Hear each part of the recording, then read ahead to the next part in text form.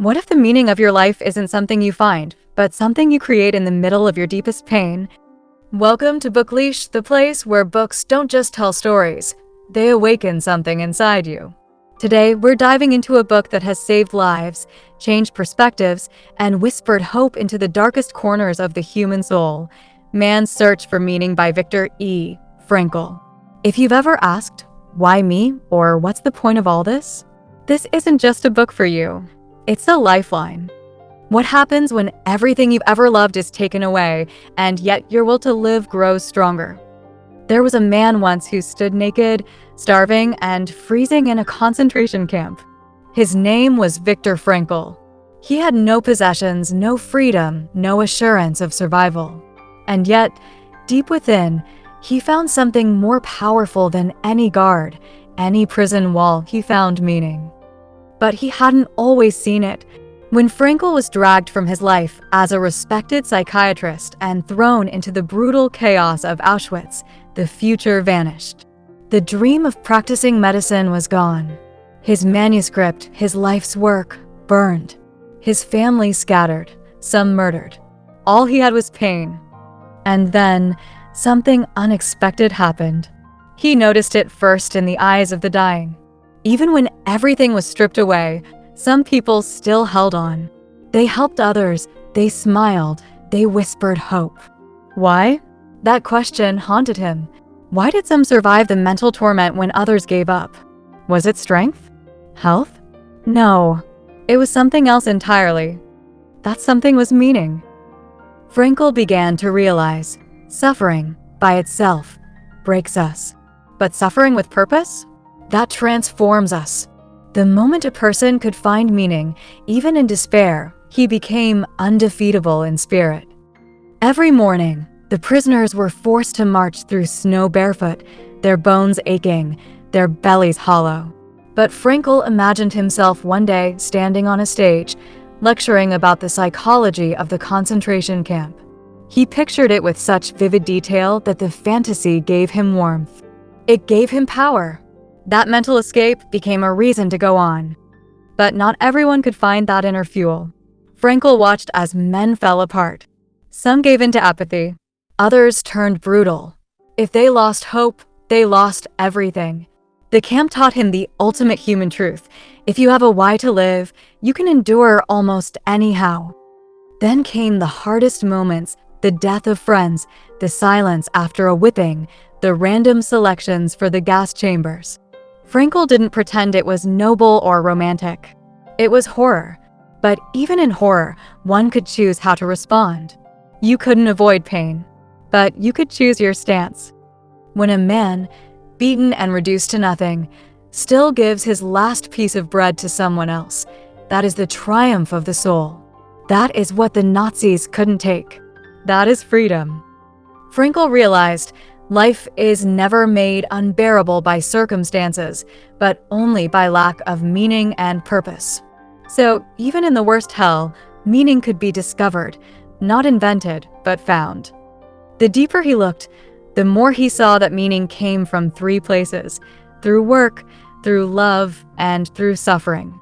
Yes, suffering, not suffering for the sake of pain, but for the sake of purpose. If pain can shape your character, if tragedy can teach your heart, then it serves a purpose. It becomes something sacred.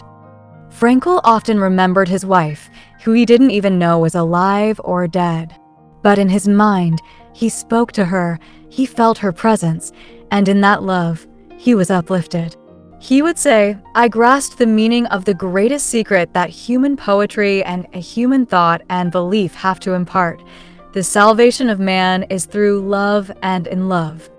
But the paradox grew deeper. Because what if someone's suffering couldn't be justified? What if a person had no family left, no work waiting, no faith in the future? Could meaning still exist? Then came the second lesson. Even if suffering has no reason, we still have the freedom to choose our attitude toward it. That freedom is the last of the human freedoms. Between stimulus and response, there is a space. And in that space lies our power to choose, and in our choice lies our growth and our freedom. Most people believe freedom is doing whatever you want. Frankl taught something bolder. True freedom is choosing your response to life, even when life breaks you. When the war ended and the camps were liberated, it didn't bring the celebration he expected. The prisoners walked out silently. Some wept, others collapsed. Joy wasn't immediate, because they had changed. They had seen too much. Frankl returned to a world where his family was gone, where his home had moved on without him. But he didn't fall into despair. He dedicated his life to teaching what he had learned, that life holds potential meaning under any condition, even the most miserable ones. He founded a school of therapy called logotherapy, therapy through meaning. Not therapy through pleasure or power or wishful thinking, but through purpose. Frankl's message wasn't about being happy all the time. It was deeper. He said, "Happiness cannot be pursued. It must ensue. One must have a reason to be happy, and meaning gives you that reason." Even today, millions have been moved by his story. Because at some point in life, we all suffer. We all face days when we wonder what it's all for. And in those moments, Frankl's message shines through like a flame in darkness. Your life is not meaningless. Your pain is not wasted. If you search with sincerity, you can find the meaning hidden beneath your sorrow. Some people try to escape suffering through distraction, pleasure, or power. But those are shallow victories. Frankl showed that the human spirit craves something deeper, a calling, a mission, a truth to live for. And that's what man's search for meaning gives us, not an answer, but a mirror. It asks, when life hits you hardest, what will you stand for? He thought freedom would feel like flying. But when the gates of the concentration camp opened and the survivors stepped into the light, it wasn't celebration that filled their chests, it was emptiness. The suffering had been so long, so profound, that the world outside felt like a ghost of what once was. And yet, even that hollow step forward meant something. It meant survival.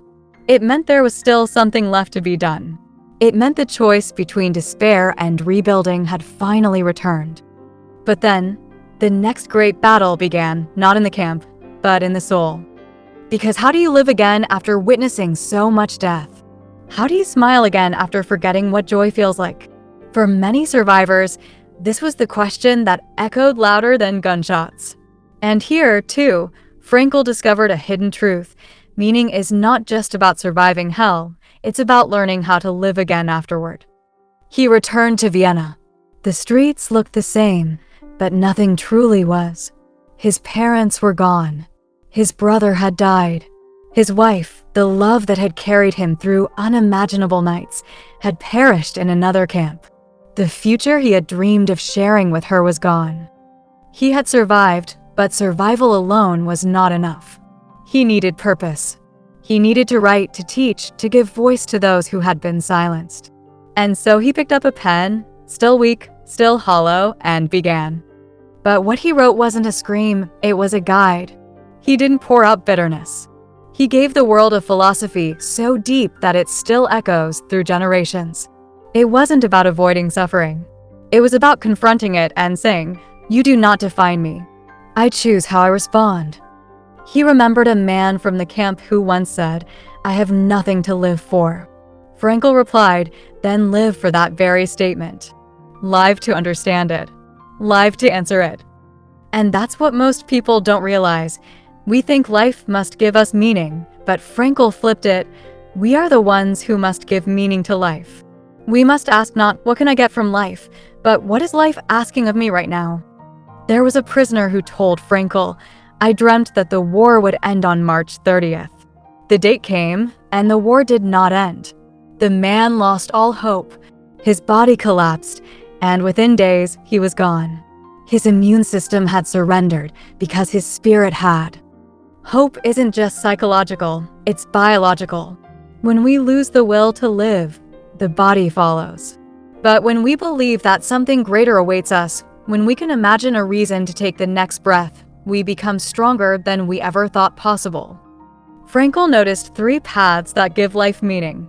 The first is through creation, the things we bring into the world. A book, a painting, a song, a child, a business, a moment of kindness, anything that expresses our essence.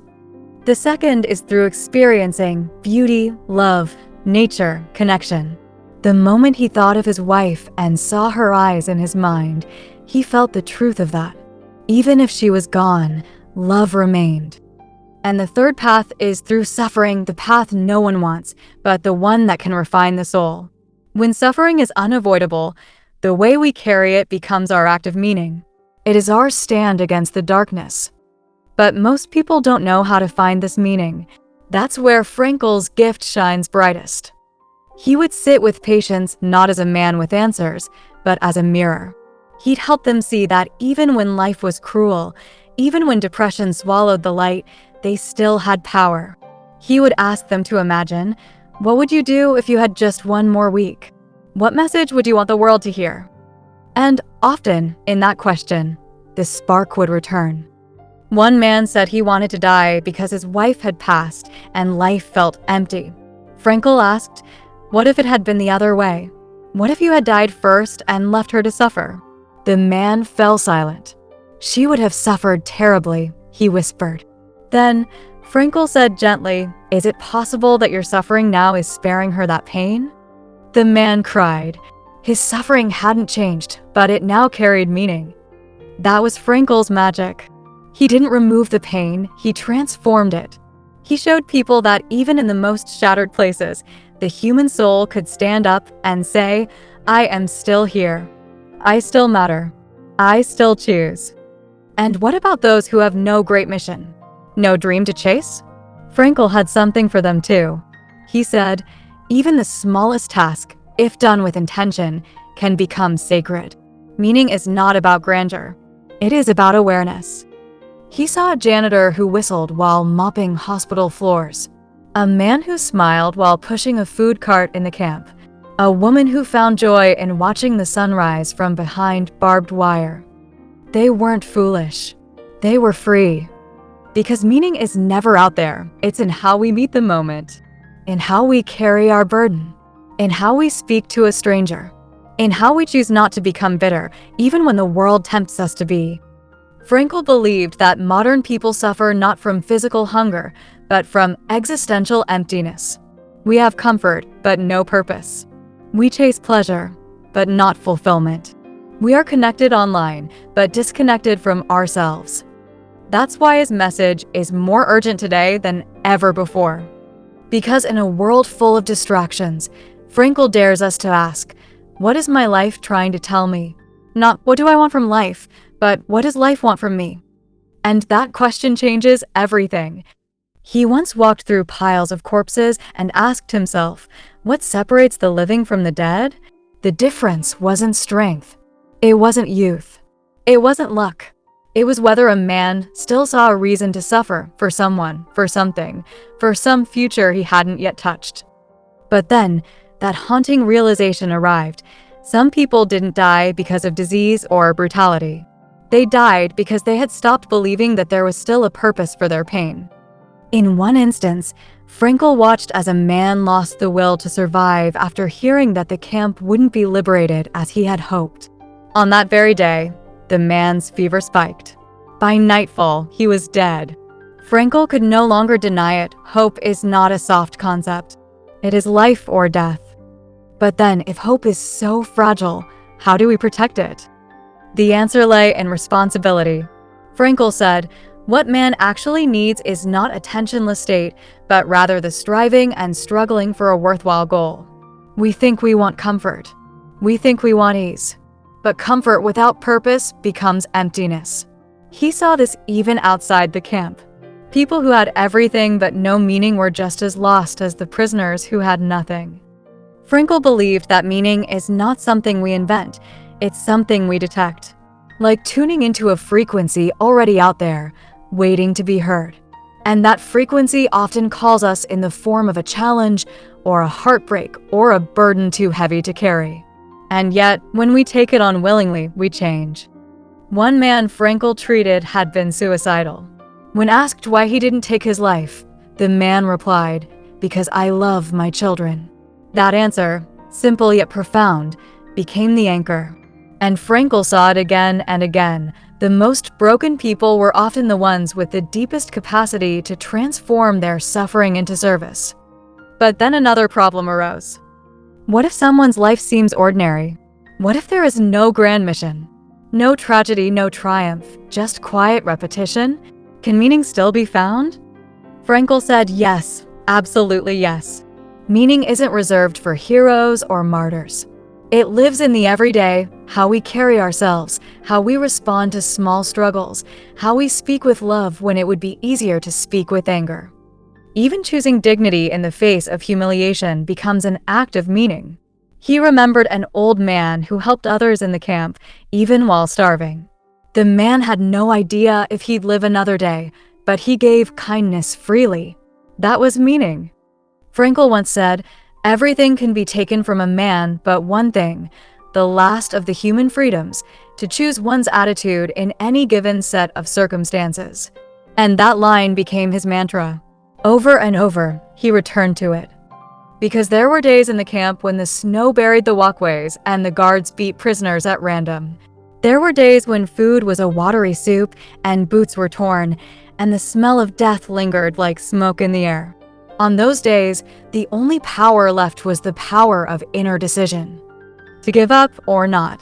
To hate or not. To sing a song in your head or not. To remember a moment of love or not. Frankl clung to these small decisions like oxygen. They kept him human.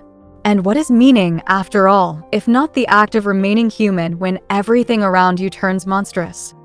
He saw a man who looked at the sunrise through barbed wire and whispered, "How beautiful." That man was starving, enslaved, and uncertain if he would live through the week, but he still had the eyes to see beauty. That is power. That is resilience. That is meaning. But Frankl wasn't immune to darkness. He admitted that many nights he questioned it all. He wondered whether there was any justice, any God, any reason. He wasn't a saint. He was a man in agony. But every time he began to fall into despair, something inside him whispered, "You must endure, because someone, someday, will need to hear this." And that whisper kept him alive. After the war, when he began to speak publicly about his experiences, people didn't want just a report of what happened. They wanted a message for their own lives. They wanted to know, what do we do with our own private suffering? Our loneliness? Our failures? Our losses? And Frankl told them, don't run from suffering. Face it. Look for the lesson. Look for the calling. Ask what life is demanding of you, not just what you're demanding of life. Because there is always a task. Life never stops calling us forward. Whether it's to raise a child, to write a letter, to comfort a friend, to forgive an enemy, or simply to endure with grace, there is always meaning to be found, even in the ashes. He also warned of something deeper, the danger of nihilism, of believing that life has no purpose. He saw it rising in modern society, where people chase status, wealth, and pleasure, and yet feel more hollow than ever before. And that's why his message is not just historical, it's urgent. He taught that we cannot control the world, but we can control how we meet it. We cannot escape pain, but we can give it dignity. We cannot avoid death, but we can live in a way that makes our lives unforgettable. And that's what makes Viktor Frankl's message eternal. Because everyone, one day, will face a moment where hope is hard to find. A night when everything seems lost. And in that moment, if we remember his voice, soft but unshakable, we might hear the question that changes everything. What is life asking of me right now? Even the darkest night has a message. Even suffering can sing. Even silence can teach. You are not broken. You are being called. He had survived the darkest tunnels a man could walk through. And yet, on the other side, Viktor Frankl didn't preach bitterness. He spoke with a quiet urgency not to recount tragedy, but to save others from an invisible death, a life without meaning. He looked into the eyes of people who seemed to have everything and yet carried a deep sadness. Successful careers, comfortable homes, vibrant social lives, but inside, a void. He called it the existential vacuum. That strange feeling that, despite all your efforts, something essential is missing. But then, he realized something profound. The modern world had taught people to ask all the wrong questions. We chase happiness like a butterfly, hoping it will land on our shoulders. But happiness, Frankl said, must ensue. It cannot be pursued. It is the natural result of living a meaningful life. If you chase happiness, it will run from you. But if you give your heart to a purpose larger than yourself, happiness may quietly sit beside you, unexpected, unannounced, but real. And purpose? It's not always found in joy. Often, it comes disguised as pain. He told the story of a grieving man who had lost his wife and wanted to die. Frankl did not offer comfort in cliches. He asked, "What if your wife had died after you?" The man said she would have suffered terribly. Frankl nodded. "So by dying before her, you spared her that pain. Is it possible your suffering now is the price for that love?" The man wept. Nothing had changed in his circumstance, but something had shifted in his soul. That was Frankl's power. He didn't erase people's pain, he elevated it. He placed it in a frame and said, "Look again. What you see as meaningless suffering might actually be the deepest expression of your humanity." And what if you feel nothing at all?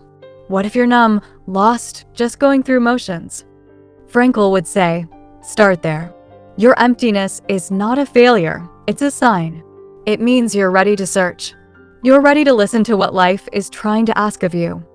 Because meaning isn't handed to you, it's something you wrestle from the chaos. It's something you extract from silence, from heartbreak, from the ashes of your old identity. There's no universal formula. For one, it may be raising a child with love. For another, it may be finishing a book that speaks the truth. For someone else, it might be surviving a terrible illness just so they can help others face it with courage. Even the act of enduring your pain with dignity might be the most powerful meaning you ever live out. Frankl believed that each person's meaning is as unique as their fingerprint. No one else can walk your path. No one else can answer the question your life is asking you. But then came the challenge. We live in a world that values quick fixes. If something feels uncomfortable, we numb it. If something feels uncertain, we distract ourselves. If something feels painful, we try to escape. But Frankl said, don't escape. Enter it. Enter the discomfort. Enter the ache. Because sometimes, the wound is the place where meaning is waiting to emerge. He saw people who had survived the camps go on to live deeply impactful lives, not because they forgot their pain, but because they gave it purpose. They used it to serve others. They used it to heal. They used it to testify to the power of the human spirit. One man started an orphanage. Another became a counselor. One woman, who had lost her entire family, began writing stories to help children grieve. They turned sorrow into light. But how? How does one even begin? Frankl offered 3 doors: creation, experience, and suffering. Creation means you give something to the world, a piece of art, a moment of kindness, a solution to a problem, or just a smile to someone who needs it. Experience means you open your heart to love, to beauty, to nature, to awe. You receive something from life with gratitude. Suffering, when unavoidable, becomes your teacher. If you cannot change your fate, you can change your attitude. And in that lies true freedom. Because in the end, man is not defined by what happens to him, but by how he responds. That is the last and greatest of human freedoms. When all else is stripped away, when the uniform, the name, the dignity, the identity is taken, there remains a choice. To curse or to bless. To surrender or to resist. To hate or to love. And Frankl proved, through his own life, that even in the most degrading, inhuman conditions, we can still be deeply, radiantly human. He taught that we are not slaves to circumstance. We are co-authors of our story. Even when the pages are stained with tears, we can write in courage, in resilience, in meaning. As he wrote his book, Man's search for meaning. He had only one desire, not to be seen as a hero, but as a witness. A witness to the truth that even when life is cruel, it is still worth living. The book would go on to change millions of lives. Presidents, prisoners, poets, psychologists, and ordinary people all found in his words something they hadn't found anywhere else, a path through their suffering that didn't lead to despair, but to depth. And isn't that what we all want? Not to avoid pain, but to know that it matters. Not to escape struggle, but to rise through it with purpose. Not to live forever, but to live fully, knowing we gave what only we could give. Frankl lived for many decades after the war. He became a teacher, a healer, a philosopher. But above all, he remained humble. Because he knew the truth, the greatest meaning in life is often not in what we achieve, but in who we become. And when the day comes that our breath slows and our time is done, we won't ask whether we had enough comforts or applause. We will ask, did I live with meaning? And if you can say yes, not because life was easy, but because you chose to meet it with courage, then you have fulfilled the deepest longing of the soul. Because you didn't just survive, you lived. And if this story touched something deep inside you, if it made you pause, reflect, or feel seen even for a moment, then don't just let it fade away. Man's Search for Meaning is not just a book. It's a mirror, a guide, a quiet companion that sits with you during your darkest hours and reminds you there is still light, there is still purpose, and you are not alone. This is a book everyone must read at least once in their life. Not because it promises comfort, but because it teaches courage. Not because it removes pain, but because it reveals its purpose. And if you're someone who believes that books can heal, awaken, and transform, subscribe to BookLeesh, where every story is more than just words. It's a journey into the soul. Let's grow, heal, and rise together.